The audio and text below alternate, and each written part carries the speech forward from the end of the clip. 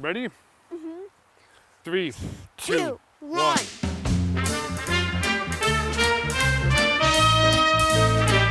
My name's John. And my name's Lillian. We're Urban Stargazers. And the story of this summer, the story of 2020, is the Comet Neowise. It is the biggest astronomical event to happen this year.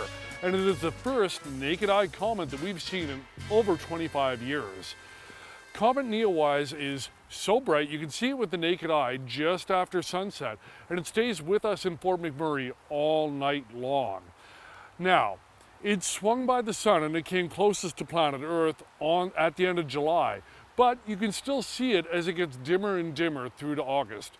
Start after dark and look towards the northwest, fairly high in the sky just below the Big Dipper, and look for a star that looks a little bit fuzzy and a little bit out of place. That's Comet Neowise.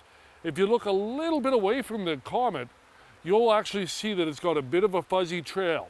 And that is the tail of the comet. It's a big ball of ice and dirt that's throwing off vapor into space.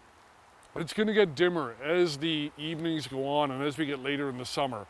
So try to get out on the clear nights to go see it. Unfortunately, when it was at its brightest, Fort McMurray has been pretty much like this, rainy all the time. But that's okay, because another comet came by and left us a bit of a treat that we get to see every year at the end of the summer or middle of the summer. In 1862, the comet Swift-Tuttle came by planet Earth, and it left with it a bunch of debris in space. That comet orbits every 133 years, so it visited us again in 1995 and left even more junk in the orbit of the sun. And every July and August, the planet Earth swings by that bunch of debris, and it creates a meteor shower. Have you ever seen one, Lillian? No! Are you excited to see a meteor shower? Yes! So, the meteor shower is going to be on its brightest on August 11th and 12th, where, round about midnight, you'll be able to see between 50 and 75 meteors every hour. It's called the Perseid meteor shower because the meteors seem to come from the constellation of Perseids up in the sky. So my advice, any clear night between now and the middle of August when it's not a thunderstorm, go outside, pull up your lawn chair, bring a big can of bug spray, and sit down, look at the constellation of Perseids, and watch the meteors shoot by. Summer is a great time for stargazing, but it's also the best time to get out and see all of the major planets. We've got Venus, we've got Mars, we've got Jupiter, and we've got Saturn all up at various times of the night. If you recall, in the spring, I told you to look for Venus in the evening, but Venus has swung around now to the morning sky. It will be the brightest object in the morning sky that's not the moon. You cannot miss it. It is just gleaming white. Now, just after midnight, you're going to see Mars rising up low in the east. Mars is kind of a cool planet because it is bright, but it's also a little bit reddish in hue.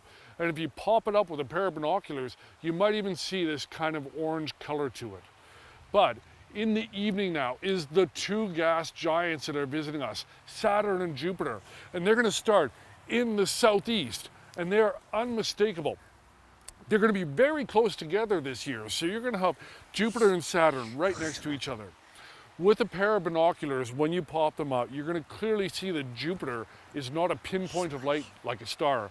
It's a ball. It'll look like a round, very small coin.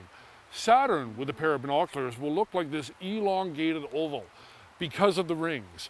And if you have even a low-power telescope or a high-power pair of binoculars, you're going to be able to see the rings of Saturn. They're two absolutely beautiful planets. Now, one tip to finding a planet versus a star is this. All the stars are very, very far away. So far away, they're just a pinpoint of light. Even through a telescope, even through a really big telescope, that star will look just like a pinpoint of light. But a planet is much closer and it is much bigger to the eye. So when you look at a planet through a telescope, obviously you're going to see a disk. What that means is that in the atmosphere, as the light's coming into the planet Earth, the stars will twinkle because of the churning of the atmosphere, because they are just a pinprick of light. But a planet will look a little more steady. It'll look a little bit more like a solid white beam that won't twinkle as much as the other stars around it. And that's how you can identify the planets. And that's one of the best ways to identify Jupiter and Saturn. So we have a lot of stuff to look at for the rest of the summer. We've got Comet Neowise that's going to be with us right up until the middle of August. We've got August 11th and 12th where we're going to have the beautiful Perseid meteor shower. In the evening, just after sunset, we've got Jupiter and Saturn really close together. Just after midnight, Mars popping up in the east. Just in the morning, if you stay up later, get up really early, we've got Venus peeking out at us. And there's a lot of reasons for us to keep looking up.